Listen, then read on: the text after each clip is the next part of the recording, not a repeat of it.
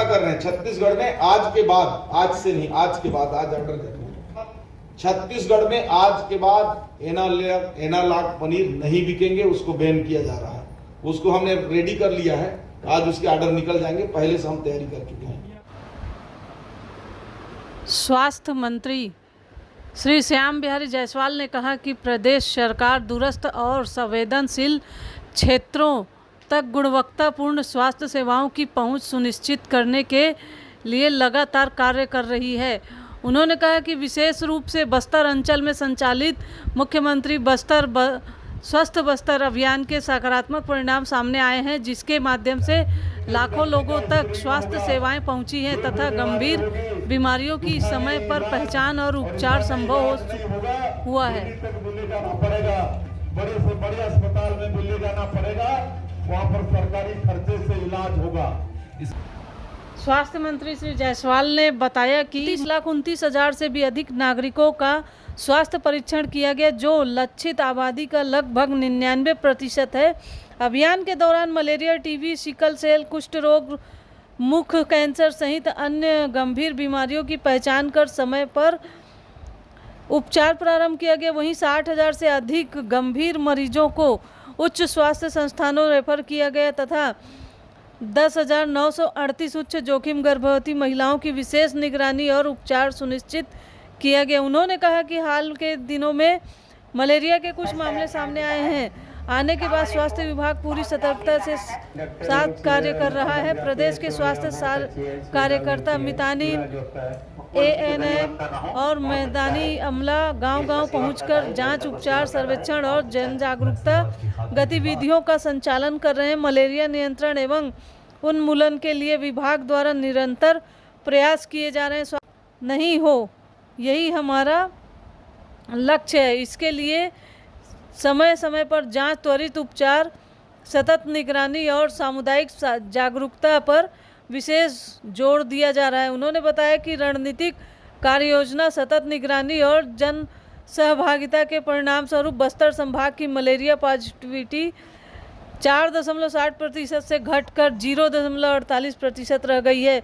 वहीं राज्य का वार्षिक परजीवी सूचकांक API 5.21 से घटकर 0.90 तक पहुंच गया है। यह उपलब्धि मलेरिया नियंत्रण की दिशा में स्वास्थ्य विभाग के सतत प्रयासों को दर्शाती है।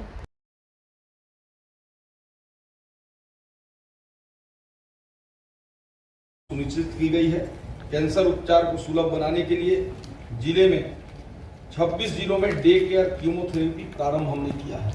ये मेडिकल कॉलेज टर्सरी केंद्र से अलग है। 26 ऐसे हमारे जिले हैं जहां हम कीमोथेरेपी प्रारंभ किए हैं।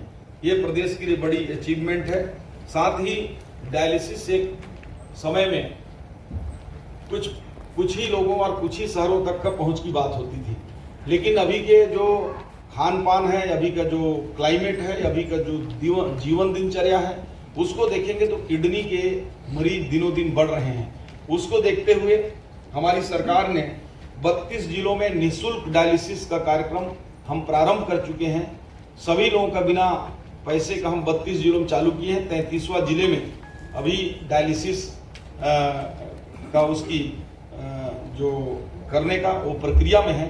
उसके अलावा हमारे 25 विकासखंड के जो CSC हैं, 25 विकासखंडों में हम इस साल निःशुल्क डायलिसिस प्रारंभ करने जा रहे हैं। साथ ही साथ मैं बात करूं अपने आपातकालीन सेवाओं का, ये आप लोगों से कोई छुपा नहीं है कि किस प्रकार से व्यवस्थाएं पहले चल रही थी। हमने प्रदेश में एम्बुलेंसेस की संख्या, जो इमरजेंसी 108 एम्बुलेंस उनको बढ़ाकर 300 के नीचे जो हुआ करती थी उसको 375 तक किए, और उसमें जो ALS है, एडवांस लाइफ सपोर्ट, उसको पहले 30 करीब था, उसको बढ़ाकर 70 किए।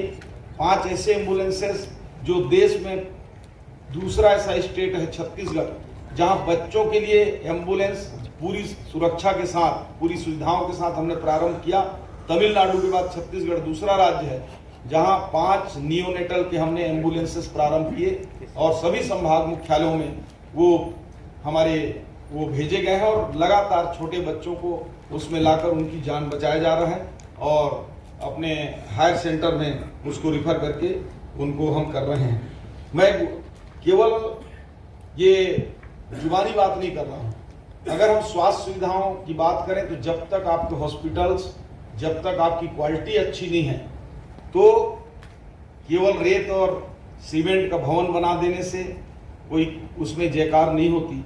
लेकिन साँच को आँच कैसा कहा जाता है, तो इसको परखने के लिए भारत सरकार का केंद्रीय स्वास्थ्य मंत्रालय की स्वतंत्र टीम एक सर्वे करती है, कई पैरामीटर पर जांच करती है पूरे देश में, और इसके बाद एनक्वास सर्टिफिकेट देती है, नेशनल क्वालिटी स्टैंडर्ड सर्टिफिकेट देती है एनक्वास।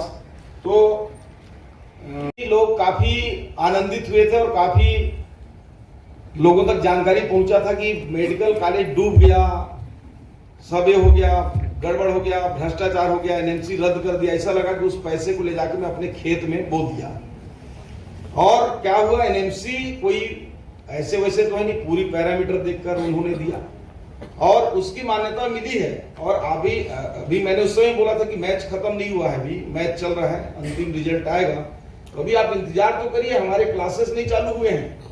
और मैं दावे से कह सकता हूं आपको कि जो अभी एचओडी हो सकता है बना दिए होंगे, लेकिन अभी जो फॉर्मेलिटी पूरा करना है हमको, वहां के संसाधन का, इस्टेब्लिशमेंट का, क्लासरूम का, उन सबों के लिए व्यवस्थाओं के तहत हम किए हैं। जैसे नर्सिंग में आप बोलिएगा कि आपके पास नहीं है, तो कुल 6 नर्सिंग कॉलेज थे, उसको अभी नया 14 हम खोल दिए। तो कहीं ना कहीं तो अभी व्यवस्थाओं के तहत हमको करना पड़ेगा, और हम रिस्क नहीं लेंगे तो कैसे होगा भैया। अगर सोचेंगे कि डॉक्टर नहीं मिलेंगे, हम ला रहे हैं उसकी पैकेज। जिस दिन हमारी क्लास चालू होगा उस दिन, उस समय तक एक प्रेस हम और बुलाएंगे। मैं आप लोगों से आह्वान भी कर रहा हूं कि आप लोग अगर डॉक्टर मिलते हैं तो उनको भेजिए हमारे पास।